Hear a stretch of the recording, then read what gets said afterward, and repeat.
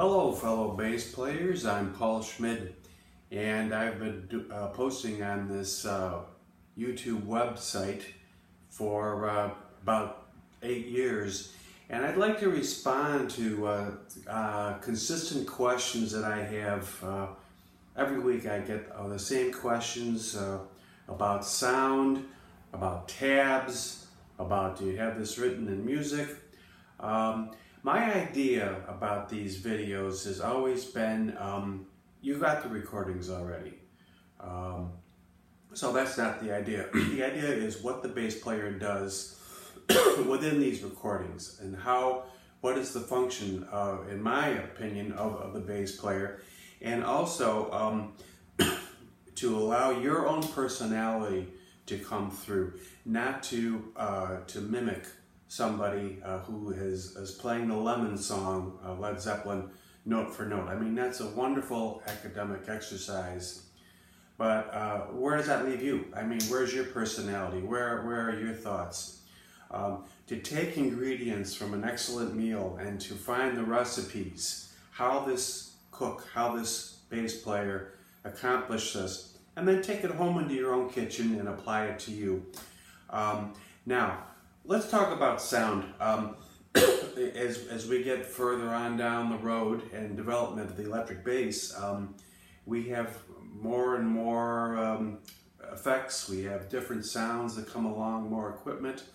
This is a 1969 Fender Precision that I modified when I was in high school with a humbucker pickup, and I don't use it at all on these recordings, never.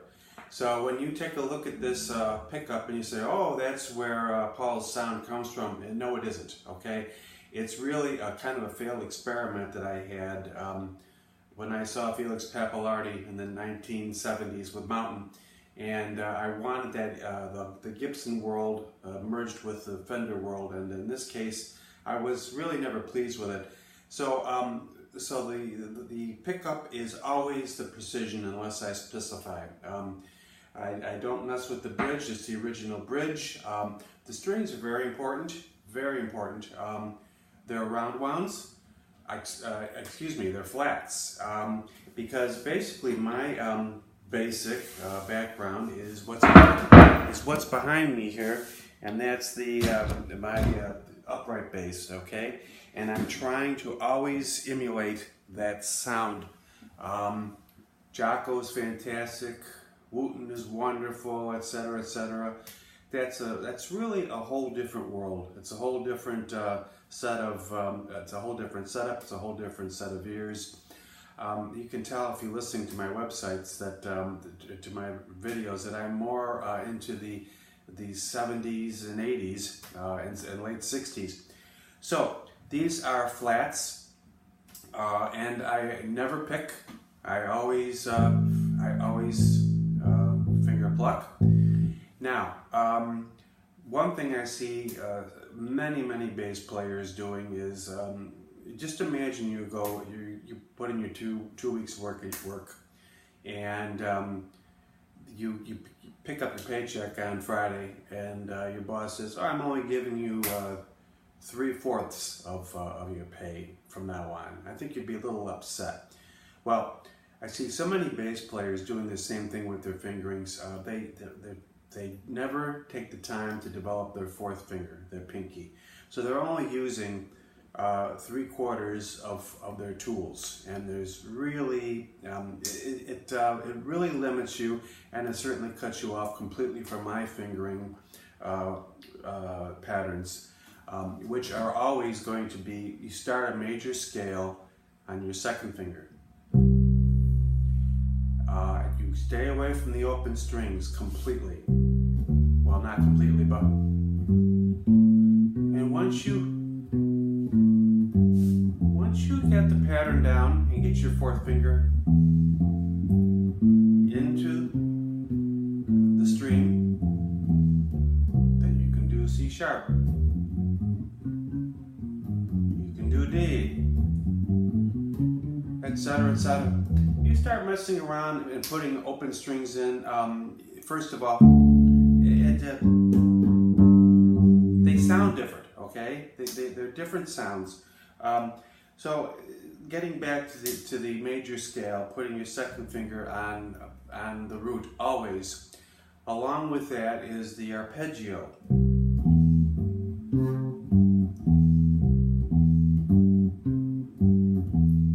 You can do then, and then, etc. And the minor keys, you always, well, I always start with first finger,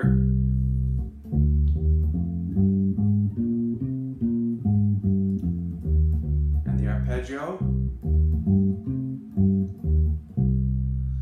But so much of this type of playing is really is a hybrid between major and minor. So getting back to the second finger on your major, then you have your standard blue notes in between. They're all accessible.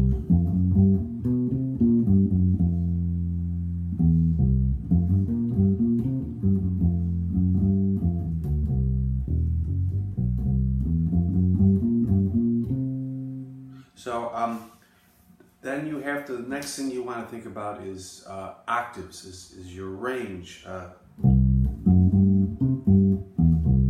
So there's your C. You want to go up higher. Don't forget to go down.